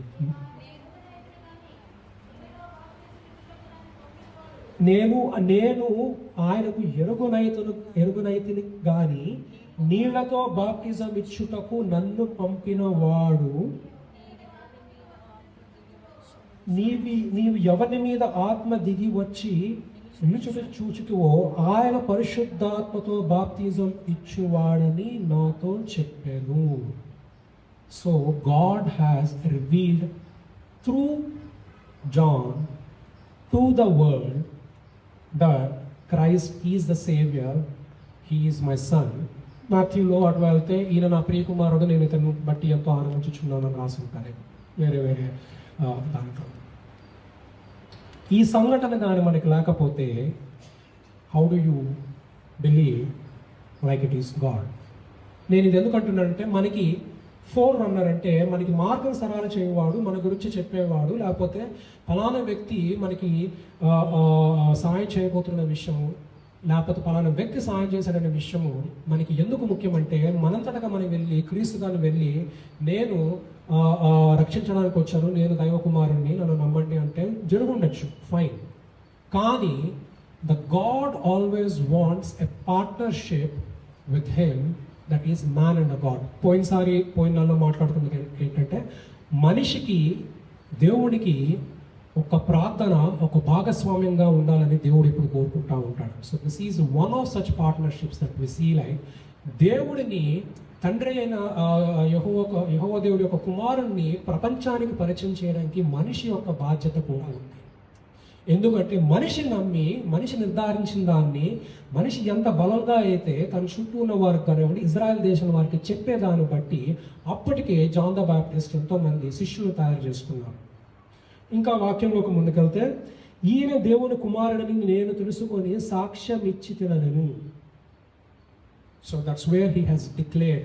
అంతకు ముందు వరకు 30, 31, 32 వస్తే I myself did not know him అంటే నేను ఆయన ఎరుగునైతిని కానీ, అంటే I myself did not know him, నాకు స్పష్టంగా తెలియలేదు. కానీ అక్కడ జరిగిన కార్యాలను బట్టి, ఎప్పుడైతే పరలోకం నుంచి పరిశుద్ధాత్మ అతని మీదకి రావడం బట్టి వచ్చినప్పుడు, John the Baptist has clearly declared like he is the son of God అని.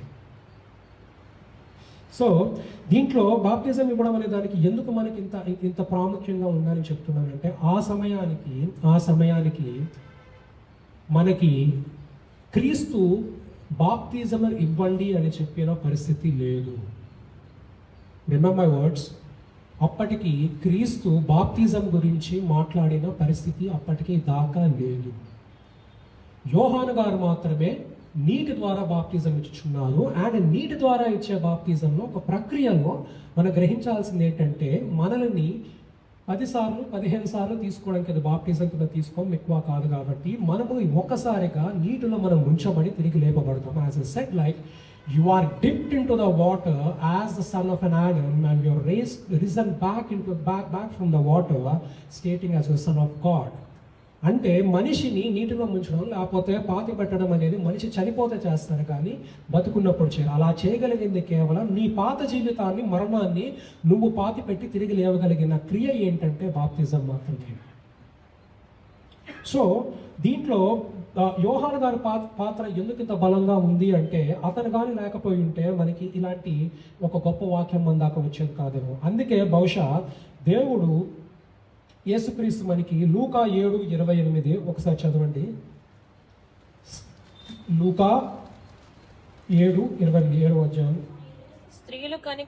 స్త్రీలు కనిన వారిలో యోహాను కంటే గొప్పవాడెవడనూ లేడు. ఆయన్ను దేవుని రాజ్యములో అల్పుడైన వాడు అతని కంటే గొప్పవాడని మీతో చెప్పుచున్నాను. థాంక్యూ. సో స్త్రీలు కలిగిన వారిలో బాప్తిజం ఇచ్చి యోహాను వాని కంటే గొప్పవాడు ఎవరూ లేరు.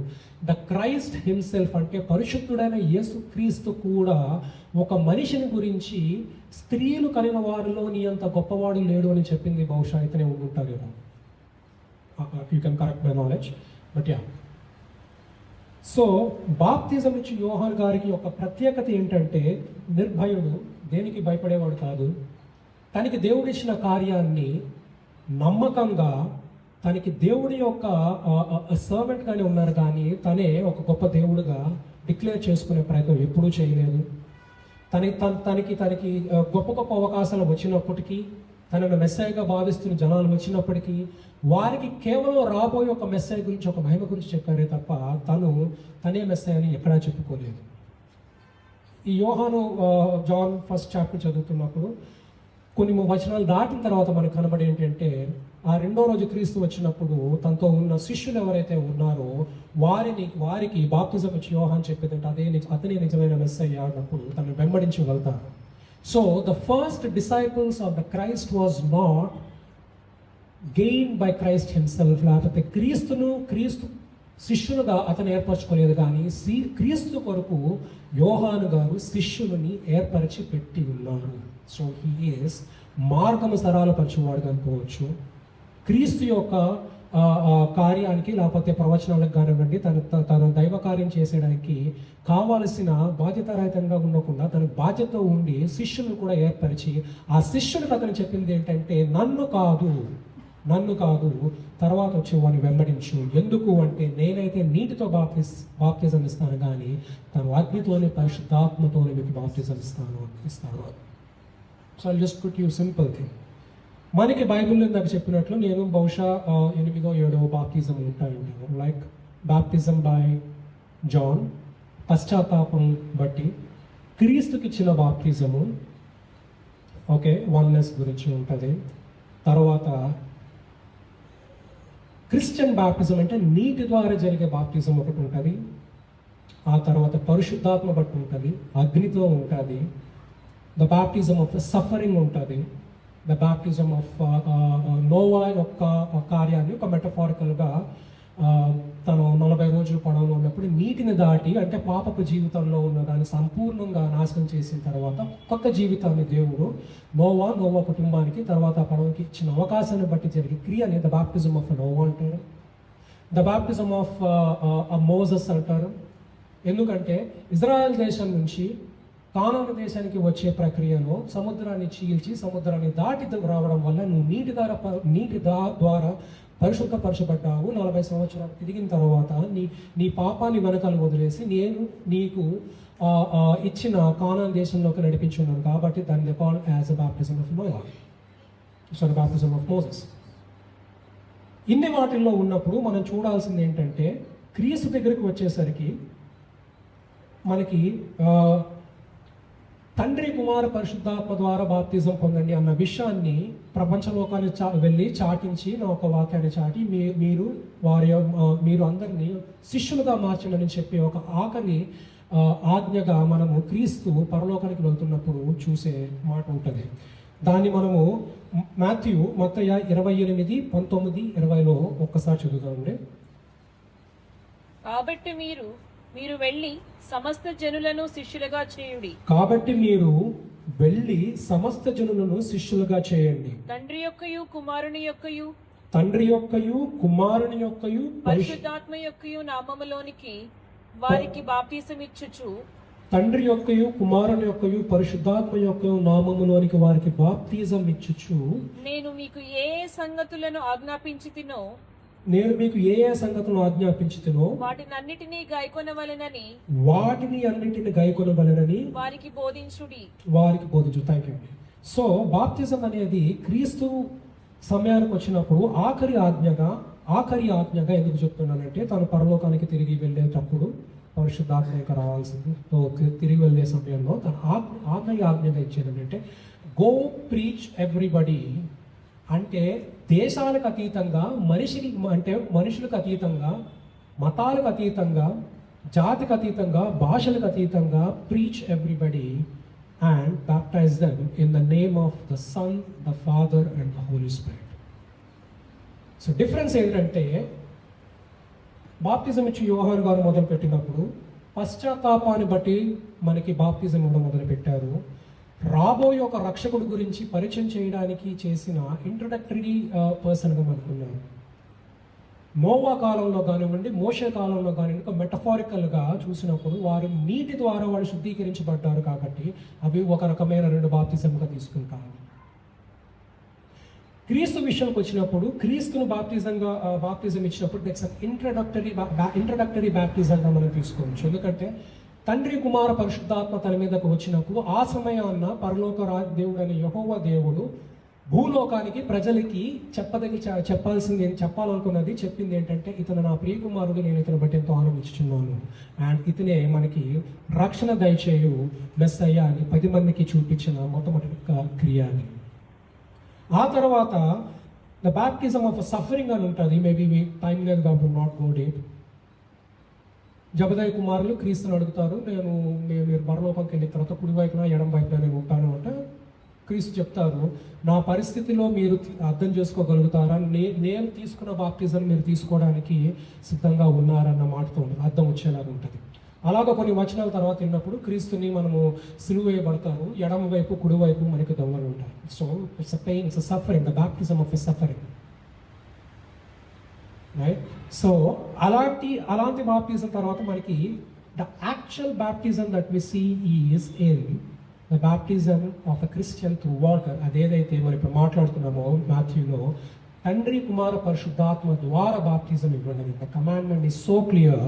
It's not the baptism of a John we're taking today, but it is a baptism ordered by Christ. How to do baptism ఇచ్చి యోహాను యొక్క కార్యము లేకపోతే క్రియ క్రీస్తుని ఇంట్రడ్యూస్ చేసిన దాంతో ముగిసింది.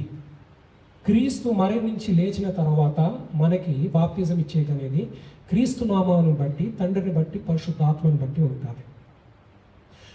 నెక్స్ట్ అగ్ని ద్వారా బాప్తిజము, పరిశుద్ధాత్మ ద్వారా బాప్తిజం ఉంది. పరిశుద్ధాత్మ ద్వారా బాప్తిజం అనేది మనము పెంతెకోస్తు దినం రోజు మేడగదిలో చూస్తూ ఉంటాము. సో ద బాప్తిజం అనేది పరిశుద్ధాత్మ ద్వారా కూడా జరుగుతుంది.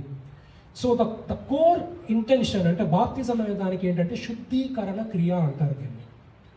శుద్ధీకరణ క్రియని గ్రీక్ వాళ్ళు బాప్తిజంగా మార్చారు. సో యాక్చువల్గా చెప్పాలంటే శుద్ధీకరణ క్రియ, it is the intention of cleansing your inner soul to make sure you declare God as your saviour externally. బాప్తిజం అనే దానికి ప్రముఖ ఉద్దేశం ఏంటంటే నీ యొక్క హృదయంలో ఉన్న మలినాన్ని తుడిచివేసి కడిగేసుకొని పరిశుద్ధుడుగా నువ్వు హృదయంలో నా రక్షకుడైన యేసుక్రీస్తు అని ఎంత గర్వపడి ఆనందిస్తున్నావో 10 మందిలోకి వచ్చి నువ్వు గర్వంగా బాప్తిజం తీసుకొని క్రీస్తుని నీ నిజమైన రక్షకుడుగా లోకానికి తెలియజేసే విధంగా ఉండడం అనేది important. There might be a question, ఇప్పుడు పరిశుద్ధాత్మ వల్ల నాకు బాప్టిజం వస్తే నీటి ద్వారా బాప్టిజం తీసుకోవాల్సిన అవసరం ఉందా లేదా అంటే దెర్ ఇస్ అన్ ఆన్సర్. అదే పెంతెకోస్తు దినం రోజు బాప్టిజం వాళ్ళ అగ్ని ద్వారా పరిశుద్ధాత్మత పొందినప్పటికీ తిరిగి వాళ్ళని నీటి ద్వారా బాప్టిజం ఇవ్వడం అనేది జరుగుతుంది. So this is what in the continue God has given an absolute commandment. నువ్వు నీటి ద్వారా ఇమ్మర్షన్ బాప్టిజం అంటే నీటిలో ముంచబడి తిరిగి మరణం నుంచి తిరిగి లేవడం అనేది సాదృశ్యంగా చూపించే ఒక క్రియ. నీటి బాప్టిజాన్ని మనం ఆచరించాలనేది ముఖ్యం. సో ఇది ఇంకొంచెం ఒక వచనం అండి, ముందుకెళ్తే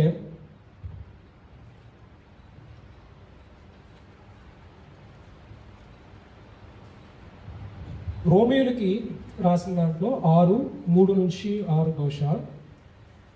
క్రీస్తు యేసులోనికి బాప్తిస్ము పొందిన మనమందరము క్రీస్తు యేసులోనికి బాప్తిజం పొందిన మనమందరము ఆయన మరణములోనికి బాప్తిస్ము పొందితమని మీరు ఎరుగురా. ఆయన మరణములోనికి బాప్తిజం పొందుతున్నమని మీరు ఎరుగరా.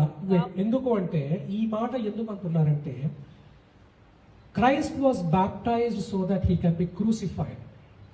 క్రీస్తు బాప్తిజం జరిగింది ఎందుకు అంటే శుద్ధీకరించినది ప్రజలకి, దో హీ సిన్లెస్, పాపం ఎరుగని గొర్రెపిల్లగా ఉన్నప్పటికీ మనిషి ఏ రకంగా అయితే బాప్తిజము తండ్రి కుమారు పరిశుద్ధాత్మ ద్వారా తీసుకోవాలన్న ఆచరణకి అతను సాదృశ్యంగా ఉండి చూపించారు. కాబట్టి అతను బాప్తిజం తీసుకున్న తర్వాత అతను 40 దినాలు ప్రార్థన చేసింది, ఏర్పరచుకున్నది, తన పరిచర్యలోకి వెళ్ళే ముందు చేసిన క్రియల్లో తను సిద్ధపాటు పరిచింది. ఎందుకంటే తన యొక్క ఆత్మని, తన శరీరాన్ని మనిషి కొరకు బలి అర్పించి వారి పాపాన్ని వారి మీద తీసుకొని మరణించి తిరిగి లేవాలన్న క్రియలో జరిగిందే ఈ బాప్తిజం నుంచి జరిగే క్రియ, అంటే లాస్ట్ క్రూసిఫికేషన్ దాకా. సో క్రీస్తు యేసులో బాప్తిజం పొందిన మనమందరము ఆయన మరణములోనికి బాప్తిజము పొందితిమి అని మీరు ఎరుగరా. Because you are dead and in the name of Christ you are risen back. కాబట్టి చదవండి. కాబట్టి తండ్రి మహిమ వలన క్రీస్తు మృతులలో నుండి ఏలాగు లేపబడెనో అలాగే మనము నూతన జీవం పొందిన వారమై నడుచుకున్నట్లు మనము బాప్తిజము వలన మరణములో పాలు పొందుటకై ఆయనతో కూడా పాతి పెట్టబడితిమి. నువ్వు మనిషిగా నేను మరణించాల్సిన జీవితాన్ని క్రీస్తు తన మీద ఆపాదించుకొని మన కోసం మరణించారు, తన పాత పెట్టబడారు. So when he says here like మనము పాత పెట్టబడాల్సిందంటే Christ has already taken all your sins and he was buried in. Christ has already taken your sins and already buried in అని ఎప్పుడు జరుగుతుందంటే క్రీస్తు నీ పాపాలను తన మీద మోసుకొని తను పాత పెట్టబడింది. ఎప్పుడు జరుగుతుందంటే నువ్వు నేను నిజంగా నమ్మి బాప్తిజం తీసుకొని క్రీస్తుని నా యొక్క పర్సనల్ సేవియర్ అంటే నా యొక్క రక్షకుడిగా నేను అంగీకరించినప్పుడు మాత్రమే. ఈ వాక్యము చాలా బాగుంటుంది. బాప్తిజం వల్ల మనకి మహిమలు, బాప్తిజం వల్ల మనకి దీవెనలు వస్తుంది అన్నది రైట్. కానీ బాప్తిజంలో ఉన్న అతి లోతైన అర్థము మనకి రోమియోలో 3:5 చదివినప్పుడు ఈ బాప్తిజం తీసుకోవడం వల్ల మనకి దక్కే రక్షణ, ఆ రక్షణ ఎలాంటి భయంకరమైన బాధతో మనకి దయచేసిన క్రీస్తు యొక్క ప్రయాణాన్ని కూడా మనకి తెలియజేస్తుంది. చదవండి. మరియు ఆయనతో ఐక్యము కలవారమైన ఎడల ఆయన పునరుద్ధానం యొక్క సాదృశ్యమందును ఆయనతో ఐక్యము కలవారమైన ఎడల. Thank you. మరియు ఆయన మరణం యొక్క పోలికయుందును ఆయనతో ఏకము చేయబడిన వారమై ఎడల ఆయన పునరుద్ధాన యొక్క పోలికయుందును ఆయనతో ఏకమై చేయబడిన వారమై ఉందును. అంటే so the crucifixion of Christ and the resurrection of Christ is a symbolic representation of your baptism ritual. మరణించి నువ్వు పాత పెట్టబడి ఉన్నావు, కానీ దేవుని కృప వల్ల తిరిగి లేవబడి ఉన్నావు. దానికి సాదృశ్యంగా క్రీస్తు బాప్టిజం తీసుకున్న తర్వాత ఆయనని హింసించి క్రూసిఫై చేసిన తర్వాత, మరణం తర్వాత ఆయనని గృహలో పెట్టిన తర్వాత, పాతి పెట్టిన తర్వాత తిరిగి లేవడం జరుగుతుంది. అదే కార్యము మనకి బాప్తిజం ఇచ్చేటప్పుడు you are immersed into the water as a dead person and you are risen back as a new living person, as a son of God or a daughter of God. So మనం ఆయన్ని పోలి ఉన్నాం కాబట్టి ఆయన ఎలాగైతే తిరిగి మరణాన్ని గెలిచి లేచి ఉన్నారో, మనము మన ఆత్మీయ జీవితాన్ని ఎక్కడైతే ఆదాము సంతతిగా ఉండి మన ఆత్మీయ జీవితాన్ని పోగొట్టుకున్నామో, ఆ ఆత్మీయ జీవితాన్ని తిరిగి మనము పొందడానికి మన శారీరక జీవితాన్ని, పాపాన్ని నీటిలో వదిలేసి నీటిలో శుద్ధీకరించుకొని తిరిగి దేవుని వద్దకు చేరేటప్పుడు దేవుని యొక్క కుమార్తెలుగా మనము నిలవడం అనేది బాప్తిజం యొక్క సాదృశ్యం. So, the true baptism what we have to follow is through what we see in the water. So మనకి ఈ 8 బాప్తిజాల గురించి ఎందుకు చెప్పానంటే, మనకి క్రొనాలజికల్గా అంటే సమయానుకాలంగా జరిగిన ప్రతిదీ బాప్తిజం గురించి ఉంటుంది. ఇంకొక విషయం చెప్పడం మర్చిపోయానండి. బాప్తిజం ఇచ్చే పరిస్థితి ఉన్నప్పుడు మనకి బెతనియా జోర్దాను నదిలో బాప్తిజం ఇవ్వడం అనేది క్రీస్తుకు జరుగుతుంది. I just give a small number to give a justification. బెతనియా యోర్దాను నది దగ్గర ఉన్నది. బెతనియా లాజరును లేపిన పరిస్థితి స్థలం 2 ఒకటి కాదు. బెతనియా అనేది యోర్దాను నది దగ్గర ఉన్నది. ద డెడ్ సీ అంటే డెడ్ సీకి యోర్దాను నదికి బహుశా ఇంచుమించుగా 9 కిలోమీటర్ల దూరంలో ఉంటుంది. అది నీటి మట్టానికంటే సముద్ర మట్టానికి, అది ఉన్న మట్టానికి తీసుకుంటే దాదాపుగా 300 మీటర్ల కింద ఉంటుంది. సో ద బాప్టిజం అంటే బెతనియా దగ్గర ఉన్న యోర్దాను, బాప్టిజం యోర్దాను నది దగ్గర ఉన్న స్థలము is considered to one of the lowest points on the earth. జియోగ్రాఫికల్గా అది అతి లోతైన ప్రదేశం. So Christ never asked John the Baptist to come to him and give the baptism, but Christ went to John the Baptist, which is at the lowest point, to get baptized. అంటే మెటఫారికల్గా క్రీస్తు అతి లోతులో అతి కింద ఉండిపోయిన మనిషిని కలవడానికి తన యొక్క అధికారాన్ని పక్కన పెట్టి పరలోకాల నుంచి భూలోకానికి ఎలాగైతే వచ్చారో, అతి నీటి మట్టానికి అతి లోతుగా ఉన్న ప్రదేశానికి మనిషిని పాపాన్ని కలవడానికి వెళ్ళి, పాపము లేని వాడైనప్పటికీ కూడా యోర్దాను నదిలో బాప్తిజం ఇచ్చిన యోహాను మనిషి అయినప్పటికీ కూడా దేవుని అధికారాన్ని బట్టి, దేవుడు అతనికి ఇచ్చిన అధికారాన్ని బట్టి అతని వద్ద బాప్తిజం తీసుకున్నారు. I tell you a simple thing. Why Jordan అంటే యోర్దాన్ నది మాత్రమే ఎందుకు? వేరే పరిస్థితి ఏదైనా కావచ్చు కదా. బైబిల్ చెప్తుంది, ఇజ్రాయేలీలు ఈజిప్ట్ నుంచి మోషే గారు వారిని నడిపించి ఎర్ర సముద్రం దాటించి వచ్చినప్పుడు, తర్వాత జాషువా గారు ఇజ్రాయెల్ దేశస్తుల్ని దేవుడు ఒక మనకి ప్రామిస్ చేసిన కానాన్ దేశానికి తీసుకువెళ్ళేటప్పుడు వారి వచ్చి మొదట నిల్చున్నది యోర్దాను నది దగ్గర. ఏలియా ప్రవక్త గారు పరలోకానికి సజీవుడుగా అగ్నిరథాల్లో వెళ్ళినప్పుడు అతను అగ్నిరథాల్లో వెళ్ళిన ప్రదేశం కూడా యోర్దాను నది. So was Christ was at the Jordan river to start his service from the place where everything began with man. So యోర్దాను నదికి ఉన్న ప్రత్యేకత ఏంటంటే, అది గతంలో జరిగిన ఒక ప్రవక్త ద్వారా లేకపోతే మోషే ద్వారా కానివ్వండి, ఏలియా గారి ద్వారా జరిగిన గొప్ప విశేషాలు యోర్దాను నదికి అక్కడే జరిగాయి. అండ్ నీటి మట్టం కింద తీసుకుంటే భూలోకానికి నీటి మట్టం కంటే అది ఎంతో తక్కువ ఉండడం ఒక ప్రదేశం అది. So this is a simple reference about it. So బాప్తిజం అనే దానికి if you have to conclude today what is బాప్తిజం అనేది, మన హృదయంలో మనకున్న పరిస్థితిని మనము మన హృదయంలోనే అంగీకరించుకొని సంతోషిస్తే సరిపోదు. కానీ బాప్తిజం అనేది మనము 10 మందికి చివరిగా చెప్పి గర్వంగా ధైర్యంగా చెప్పుకునే స్థితి అది. I just wrote 1 or 2 lines.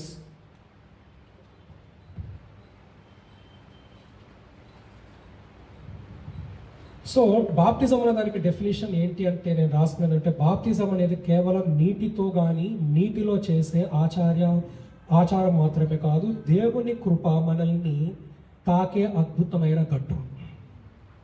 బలహీనమైన మనము, తప్పిపోయినను లేకపోతే విశ్రమించబడిన మనము కానీ, దిక్కుతోచక ఉన్న మన మనిషిని శాశ్వతమైన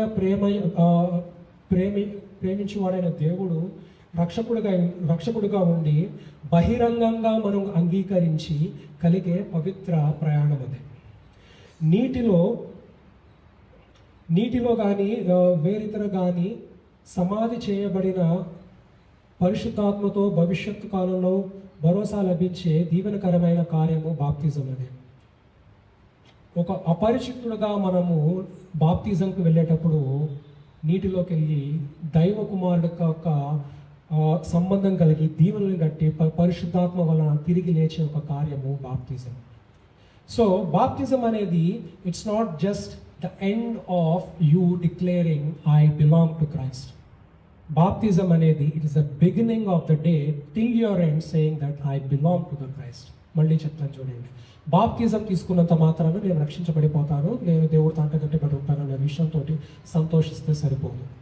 బాప్తిజం అనేది నువ్వు తీసుకున్న రోజు నుంచి నువ్వు వేసే మొదటి మెట్టు దేవుడి తట్టున చూసి చెప్పేది ఏంటంటే, దేవా నన్ను నీతో అంటగట్టుకున్నావు కాబట్టి నా జీవిత కాలం అంతయు నేను నీకు నమ్మకస్తుడుగా ఉండి నీ యొక్క వాక్యాన్ని కానివ్వండి, నీ పరిశుద్ధాత్మను కానివ్వండి, నీ పరిశుద్ధతని నేను సక్రమంగా ఉంచుకునే విధంగా నాకు జ్ఞానం దయచేయండి అని చేసుకునే ఉడంబడికి మొదటి మెట్టు అది నీ జీవిత కాలం అంతా ఉంటుంది. అది ఈ లోకంలోన తిరిగి పరలోకంలో ఉన్నది నీ నా నడవని బట్టి జరిగే ఒక క్రియ.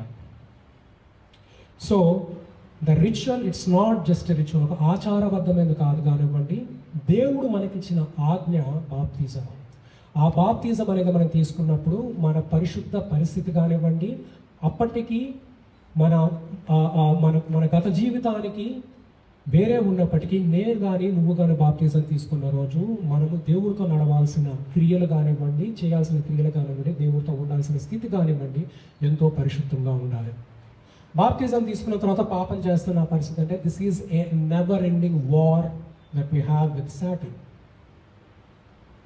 బాప్తిజం తీసుకున్నంత మాత్రాన నేను పరిశుద్ధుడుగా ఉండగలుగుతానా అంటే, నీకు జీవించినంత కాలము, నీ శ్వాస ఈ లోకంలో ఉన్నంత కాలము నీ పోరాటము సాతానుతోటి ఎప్పటికీ జరుగుతూనే ఉంటుంది. అందుకే దేవుడు తిరిగి మనకి పంపించింది ఆదరణకర్త పరిశుద్ధాత్మ ద్వారా బాప్తిజం పొందడం అనేది. సో పరిశుద్ధాత్మ ఎప్పుడు మనతో ఉంటుంది, మనం దాన్ని బాధ పెట్టకూడదనే విషయం మనం గుర్తుపెట్టుకోవాలి. పరిశుద్ధాత్మ ఎలాంటిది అంటే, తండ్రికి కుమారుడికి ఉన్న రిలేషన్ ఎలా ఉంటుందో పరిశుద్ధాత్మకి మనకు అలా ఉంటుంది.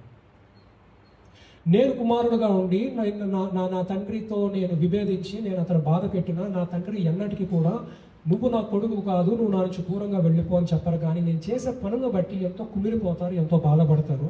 తను భావించేది ఒకటి ఏంటంటే, నా కుమారుడు నా దగ్గరికి తిరిగి వస్తే బాగుండు, నేను అతను హద్దుకుంటాను, ఎన్ని పాపాలు చేసిన పర్వాలేదు, ఎక్కడికి వదలను అని. ఆదరణకర్తగా పంపించిన పరిశుద్ధాత్మ కూడా అలాంటిదే, పరిశుద్ధాత్ముడు కూడా అలాంటిదే. He never forsakes you. నా మంచిలోను నా చెడులోను అతి భయంకరమైన పనుల్లోనూ దేవుడికి అతి వ్యతిరేకమైన కార్యంలో కూడా అతను నాతో ఉంటారు, బాధపడతా ఉంటారు. అంటే ఈ కార్యాలు ఈ క్రియల్లో కూడా నీతో ఉండి చేపిస్తుంటానో ఎప్పటికప్పుడు చెప్తానే ఉంటారు. కానీ నేను నా పరిశుద్ధాత్మని విశ్రమించి ఉండడం వల్ల అతను వెనక పెట్టడం వలన అతను బాధపడతా ఉంటాడు, మన కోసం ఎదురు చూస్తూ ఉంటాడు మారుతాడని. So there is a relation when you take from the beginning, baptism నుంచి పరిశుద్ధాత్మ వరకు. The baptism is a beginning for you to have the Holy Spirit in you. కాబట్టి ఈ యొక్క క్రియని మన జీవితంలో పొందాలనుకున్నప్పుడు పరిశుద్ధంగా ఉందాము. బాప్తిజం యొక్క నిజమైన అర్థాన్ని తెలుసుకుందాము. బాప్తిజం తీసుకున్న తర్వాత మన జీవితం ఎలా ఉండాలనేది మనకి నేర్చుకోవాల్సిన అవసరం ఎంత ఉంది. అది ఇండివిజువల్గా మన మీద ఎంత ఉందో అలాగే మన బంధుమిత్రులు కానివ్వండి, తల్లిదండ్రులు కానివ్వండి, వారికి చెప్పడం కూడా అంతే ముఖ్యం. So this is though baptism an individual thing. Let's make sure like we uphold everybody to be fruitful, the one who is having the baptized persons. ఈ అవకాశం నాకు ఇచ్చినందుకు సంఘానికి స్తోత్రం అండి. ప్రార్థించుకుందాం. పరలోకమందు నా తండ్రికి వేలా స్తోత్రం ప్రభువా, ఈ యొక్క సమయాన్ని, మీ యొక్క వాక్యాన్ని ఈ యొక్క సంఘంతో ముచ్చటించుకునికి ఇచ్చిన అవకాశం బట్టి స్తోత్రము. మీ యొక్క పరిశుద్ధాత్మ ద్వారా మమ్మల్ని దీవించండి. మీ యొక్క వాక్యాన్ని మాతో ఉంచండి. ఈ యొక్క సంఘాన్ని పరిశుద్ధాత్మతో నింపండి. బాప్తిజం అనే ఒక క్రియని మేము కేవలం ఆచారబద్ధంగా కాకుండా దానికి ఎంతో నిబద్ధతతో ఉండి తీసుకున్నప్పటి నుంచి తీసుకున్న తర్వాత కూడా నిబద్ధతగా ఉండే విధంగా మాకు జ్ఞానం దయచేసి నడిపించవలసిందిగా నా ప్రభుడు రక్షకుడైన యేసుక్రీస్తు ద్వారా పరలోక తండ్రి యెహోవాను అతనికి నేర్పించుకుంటాను.